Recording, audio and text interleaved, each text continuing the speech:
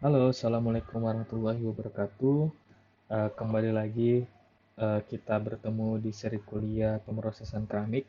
Kita melanjutkan sebelumnya, kita sudah membahas synthetic ceramic powder di solid state reaction. Kemudian kita sekarang kali ini akan membahas di bagian synthesis from liquid solution and vapor phase reaction. Oke, jadi di sini kita akan membahas sedikit-sedikit saja ya mengenai yang pertama adalah yang di bagian chemical dulu deh. Kita menyinggung dikit masalah agglomerated powder. Apa itu aglomerasi? Adalah penggumpalan. Nah, penggumpalan ini pengaruhnya nanti di bagian mana? Di bagian homogenitasnya atau nanti eh, kehomogenannya. Kemudian kita membahas liquid solution di precipitation. Apa itu precipitation? Ada yang bisa jawab? Precipitation atau precipitat adalah nukleasi dari larutan. Oke, misalnya kita ambil contoh di MgOH2. Ini merupakan hasil nukleasi dari NaOH plus MgCl2. Itu adalah namanya precipitat atau nukleasi. Kemudian ada namanya gel roots, ada sol gel, pekini, citrate gel, glycine nitrate. Kemudian ini adalah dia harganya mahal karena menggunakan alat tertentu, misalnya listrik untuk membantu reaksi, bahan baku juga part-part tertentu saat proses perlu ditambahkan. Misalnya ball milling ataupun proses lanjutannya. Ya, ini kemungkinan aglomerasi powder atau limited control of particle size sangat mungkin teraglomerasi. Contohnya ya gampangnya seperti gula yang menggumpal.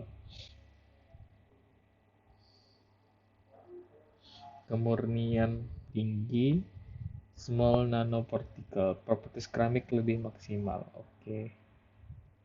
Berarti semakin kecil ukuran size dari powder, maka seharusnya properties dari seramiknya nanti akan lebih maksimal.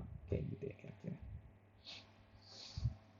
Kemudian gas solid reaction, dia inexpensive for large particle size, tapi dia low purity, expensive for fine powder. Tidak terlalu mahal untuk ukuran size partikel yang besar, tapi dia kemurniannya rendah dan mahal untuk powder yang murni gitu. Kemudian gas liquid reaction, high purity, kemurnian tinggi, small particle size, ukuran partikelnya kecil, tapi expensive mahal dan aplikasinya terbatas. Untuk reaction between gases, tinggi kemurniannya, partikelnya kecil, ukuran partikel kecil, dan tidak terlalu inexpensive for oxide, tidak mahal untuk oksida. Expensive for non-oxide, agglomerasi often a problem. Mahal untuk yang non-oxide, dan aglomerasi sering terjadi sebagai permasalahan juga ya. Oke, mungkin itu dulu pengantarnya. Kemudian tadi ya, sebenarnya apa itu, kan kita mendengar sol gel, solution gel. Apa yang sebenarnya sol gel itu? Kalau gel itu sendiri adalah sebuah fase di mana padat tapi lunak. Jadi kita sebut juga semi solid lah ya, dia bisa gitu. Ini ada precipitation from liquid solution, di mana ini ada solution ditambah eh, jadi ada sebuah larutan, kemudian terjadi suspensi. Hasil suspensi tadi bernukleasi semakin besar menjadi presipitat yang akan menumpuk di bagian bawah atau mengendap. Produksi dari partikel solid dari larutan terjadi evaporasi dari larutan dan menambahkan chemical reagent di mana berinteraksi dengan larutan. Contohnya produksi kristal garam di mana larutan dievaporasi dengan mengevaporasi cairan di mana memproduksi MgOH2 dengan menambahkan NaOH, larutan NaOH ke dalam larutan MgCl2. Jadi kita dapat memproduksi MgOH2 dengan menambahkan larutan NaOH ditambahkan larutan MgCl2. Presipitat dari larutan memiliki dua konsep basic. Yang pertama adalah nukleasi dari fine particle. Kemudian akan berkembang dengan adisi dari material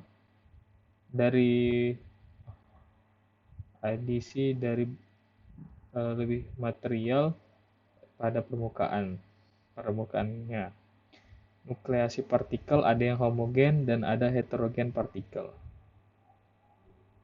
Kecepatan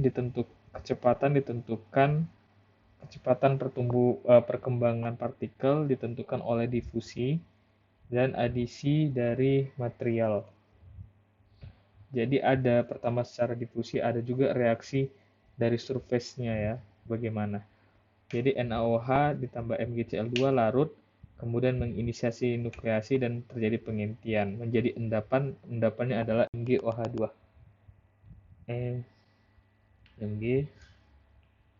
MgOH2 gini ya. Oke, jadi suspensi itu adalah larutan dan partikel padat yang di blend menjadi satu. Kalau larut itu adalah terbentuknya fasa yang homogen atau menyatu satu sama lain.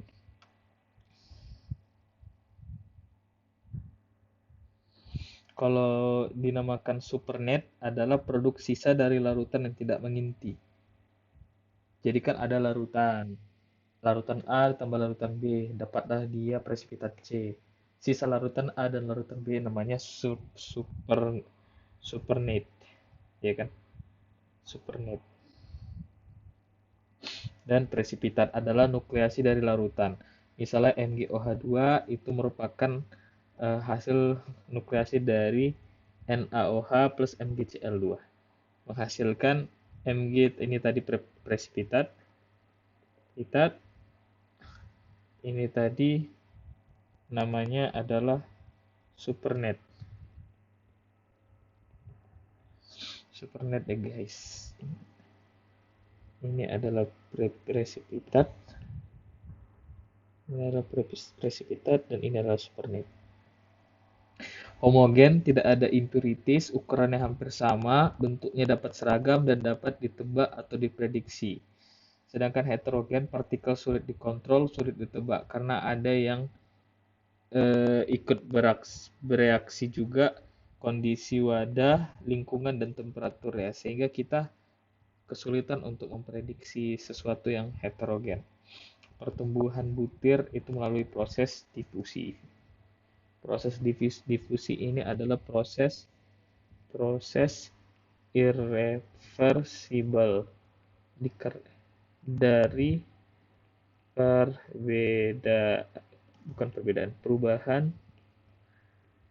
perubahan konsentrasi larutan. Oke. Inti yang akan dibuat dapat diprediksikan.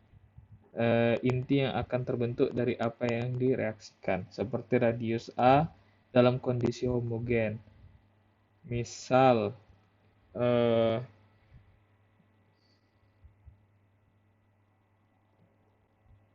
ingin ukuran partikel seragam dengan ukuran diameter di bawah 10 nanometer, maka yang direkayasa adalah kinetikanya atau energi Gibbs-nya. Jadi kalau yang homogen ini dia karena kita dapat prediksikan ya, kita atur kecepatannya untuk mendapatkan ukuran size-nya itu yang sesuai dengan kita inginkan gitu. Semua material saat diproses selalu terkait termodinamika atau reaksi yang terjadi. Makanya begitu penting ya proses hukum termodinamika ini dipahami anak-anak teknik material, teknik mesin, teknik dirgantara, ya bukan seperti itu. Jadi ini ada precipitation from liquid solution. Uh, jadi pertumbuhan tadi ya seperti udah dibilang adalah difusivitas, control growth. Ini berlaku hukum fix. Difusi karena perubahan konsentrasi, dan ada juga surface reaction, control growth. Kemudian control particle size distribution. Ini ada surface nucleus, ada monolayer growth, dia cuma satu layer. Kemudian ada polynuclear growth atau berlayer-layer, banyak layer ya. Jadi pertumbuhan butir itu, pertumbuhan partikel itu, dia nggak harus satu selesai terus dilanjutkan setelahnya, tapi dia bisa serentak gitu, berlayer-layer gitu langsung. Kan kalau apa kita mikirnya kan satu selesai baru dilanjutkan gitu kan. Nah, ini bisa langsung berlayer-layer gitu. Nah, di sini pada grafik solut konsentrasi pada waktu dilihat ada grafik yang memiliki titik puncak di daerah nomor 2. Mari kita lihat. Di situ ada konsentrasi solid solution. Kemudian ada di bawah critical limiting supersaturation dan di atas rapid homogeneous nucleation.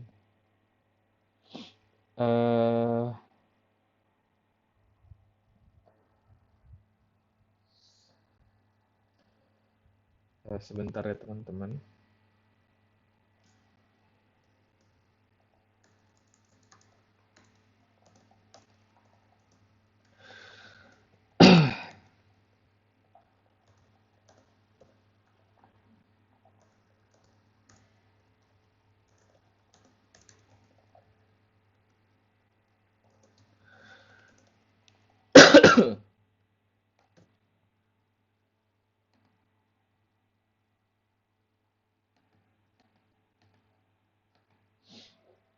Oke. Nah, terus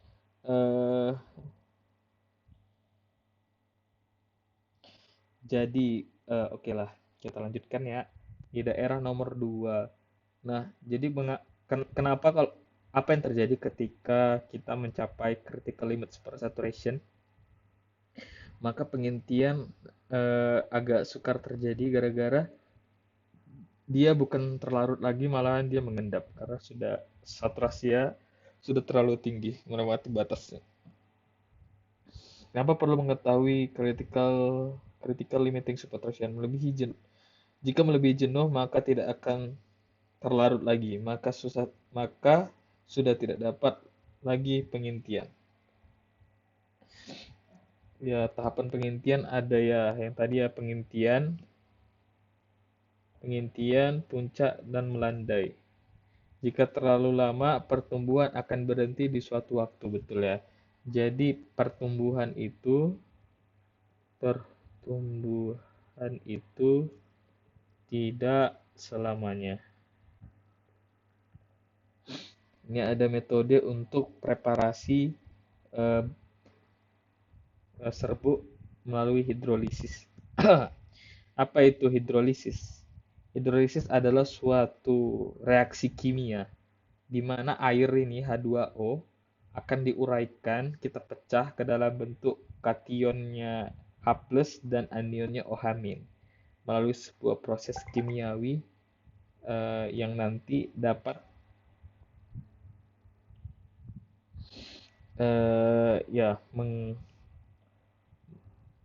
dapat merusak ikatan dari senyawa kimia lainnya gitu ya. Jadi proses hidrolisis itu seperti itu. Reaksi kimia dengan air gitu ya. Nah, juga nanti bahas TEM dan SEM. Biasa TEM itu dia lebih ke 2 dimensi ya. biasa bentuk hitam putih. Endapan biasanya amorphous, sangat mungkin terjadi aglomerasi jika diuraikan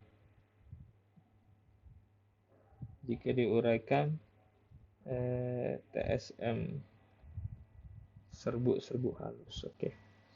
Ini ada hidrolisisnya. Example TOS atau tetratil orthosilicate atau SiOC2H5 4 kali. Kemudian ada SiNO2 seragam dihidrolisis kemudian dari silikon alkoxide pada NH3 basa amonia. TiO2 partikel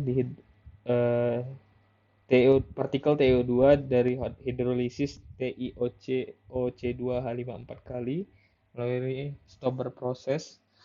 Kemudian di sini ada kita lihat reaksinya TiOC2H5 4 kali ditambah 3H2O. Nah, bla bla bla bla bla bla bla sampai kita dapat dia dikomposisikan, kemudian dipanaskan atau dikalsinasi. Okay. The reaction are sensitive to the concentration of the reactant, the pH.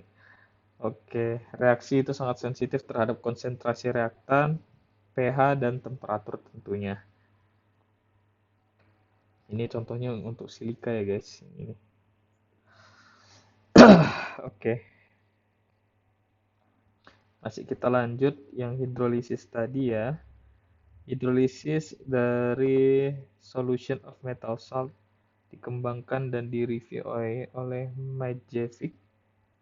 Metode yang dimiliki memiliki kemampuan untuk memproduksi range yang lebih luas dari komposisi kimia termasuk oxide or hydrous oxide, sulfat, karbonat, fosfat, dan sulfat. Jadi dia punya range ini ya, komposisi kimia yang lebih oke, lebih banyak. Parameternya lebih banyak juga, ada konsentrasi the metal salt, chemical composition the salt used as starting material, temperatur seperti apa, pH-nya, dan apakah ada anion atau kation yang dalam intermediate kompleksnya. Ini ada ya, hematit. Contohnya ini melalui, kalau ini dia kan melalui SEM ya. Ini ada hematit alpha Fe2O3, ada kadmium sulfat CdS, ada iron 3 oxide.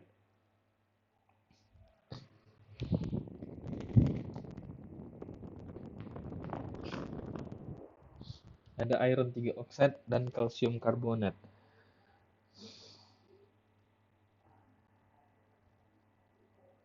Kation positif, anion negatif. Waktu aging, jadi kita harus perhatikan ya, kalau kita ingin membuat powder yang sama, jadi kita perhatikan kapan kita memprosesnya, waktunya tidak boleh terlalu cepat atau kelebihan. Kelembapannya juga berpengaruh, jadi itu harus diperhatikan benar-benar. Sebenarnya Fe2O3 sama Fe2O3 itu iron 3 oxide sama hematit itu sebenarnya sama, tapi cuma dia polymorph beda. Dia polymorphnya beda dong. Ini adalah metode untuk mempersiapkan masih hidrolisis tadi ya. Ini ada co-precipitating of complex oxide, presipitasi under hydrothermal condition, di mana temperatur dan tekanannya tinggi, dan presipitasi heterogen untuk membentuk partikel pelapis. Jadi ada disperse partikel dilapisi oleh coatingnya. Skematik oke. Tadi itu ada precipitate di bagian 2. Oke. Precipitation method based of evaporation of the liquid. Fast removal of solvent from solution that creates saturation and produce powder precursors. Spray drying, removal of solvent alone can use solution or suspension. Give 10 micrometer agglomerate may need subsequent heat treatment.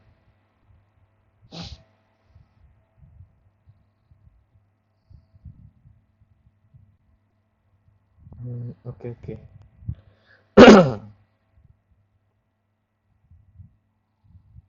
Precipitation method based of evaporation of the liquid. Spray pyrolysis, removal of solvent, followed by thermal. Oke. Tadi kan by hidrolisis ya. Sekarang by evaporasi dari liquid. Ini kita cepat membuang solvent dari solution yang menciptakan dan nanti terbentuk supersaturasi dan menghasilkan powder atau precursor. Spray drying removal of solvent alone can use solution or suspension, akan membentuk 10 mikrometer aglomerasi dan membutuhkan subsequent heat treatment, beberapa tahap heat treatment. Precipitation masih ya. Evaporasi, spray pyrolysis, removal of solvent, diikuti dengan thermal pyrolysis of precipitate salt, kemudian direct production of fine powders. Ada precursor solution, kemudian ada atomic and evaporation, ceramic oxide powder. Ini ada precipitation method based of evaporation of the liquid, spray pyrolysis, ada droplet precursor solution, kemudian nanti dievaporasi menjadi shell of metal salt, kemudian dilakukan dekomposisi menjadi mixed metal oxide. Ini dia masuk spray pyrolysis ya. Dia masuk spray pyrolysis. Kemudian nanti setelah mixed metal oxide kita kalsinasi mendapatkan struktur yang kompleks oxide primary particle. Kemudian kita milling deh, dapatlah kita homogeneous ceramic oxide powder. Ya, seperti itu ya kira-kira spray pyrolysis. Jadi dari droplet precursor solution, kemudian kita evaporasi, hilang jadi solventnya, kemudian jadi shell of metal salt, kemudian kita dekomposisi, didekalsinasi seperti yang tadi ya. Ini ada volume precipitation, surface precipitation. Kalau dia low permeability dia ada yang hilang, kalau high permeability dia bagus. Precipitation plastic of melting, nanti dia bentuknya kayak gini. Jadi dia banyak pengaruhnya ya. Successive co-precipitation bagaimana, simultaneous co-precipitation bagaimana, polymerization of condensation, gelation, colloid metal salt, heterogeneous precipitation, solution, ada co-precipitation, reaction gas. Nah, hasilnya seperti ini, kayak gini. Kemudian mengenal namanya freeze drying atau pengeringan dingin untuk mengangkat solvent di bawah temperatur bekunya dengan menambahkan cairan beku atau nitrogen cair dan diikuti penyuplinan vakum. Membutuhkan beberapa subsequent heat treatment dan size partikel primary-nya di 10-500 nanometer. Processing parameter, the rate of freezing, the concentration of metal salt in the solution, and the chemical composition of the salt. Surface area as high 60, oke. Jadi ada suspension, ada air. Ini kan spray freezing ya, ini ada freeze drying dari suspension, air, atomization, liquid nitrogen kan.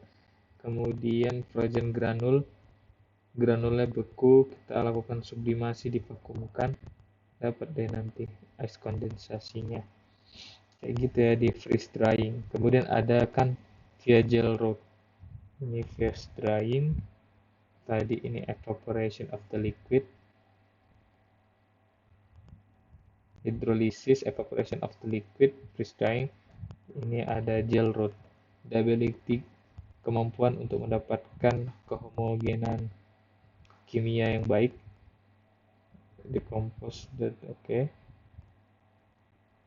Control purity, partikel statistik yang terbatas, sol gel processing, solution of metal alkoxide dan organometalik lainnya dapat dihidrolisis dan dikondensasi atau reaksi gelation untuk menghasilkan semi-solid 3 dimensi gel consisting network nanopartikel, di mana ini setelah treatment, pemanasan thermal treatment gives ceramic powder mostly oxide.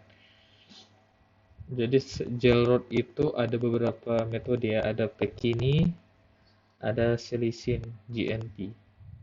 Ya, kalau dia Pekini itu mirip sol gel, kecuali inorganic metal salt may be used with carboxylate acid dan polyhydroxyl alcohol atau ethylene glycol untuk kompleks and from gel, di mana after heat treatment to give metal oxide. Solution of metal nitrate dan glycine is subject to insensitive heating which self-ignites to produce metal oxide. Ini ada vapor phase reaction. Ada gas solid reaction. Ini reaksi langsung gas dan solid untuk menghasilkan Si3N4 powder is by direct nitridation. Si powder particle size typical range 5-20 mikron didapatkan dari nitrogen pada temperatur 1200 sampai 1400 pada rentang waktu 10-30 jam. Metode ini secara komersial dan diproduksi oleh HC Stack. Lama banget ya itu. Itu kan ada gas solid reaction, ini gas liquid reaction, direct reaction between gas and liquid, misalnya SiCl4 dan NH3, hasilkan Si3N4 plus HCl. Dan ada gas phase reaction, reaction reaktannya itu dari fasa gas semua. Contohnya SiH4 sama dengan Si tambah 2H2, TiCl4 gas tambah O2, jadi TiO2 solid ditambah 2 Cl. Mungkin itu dulu yang dapat saya sampaikan. Terima kasih atas perhatiannya.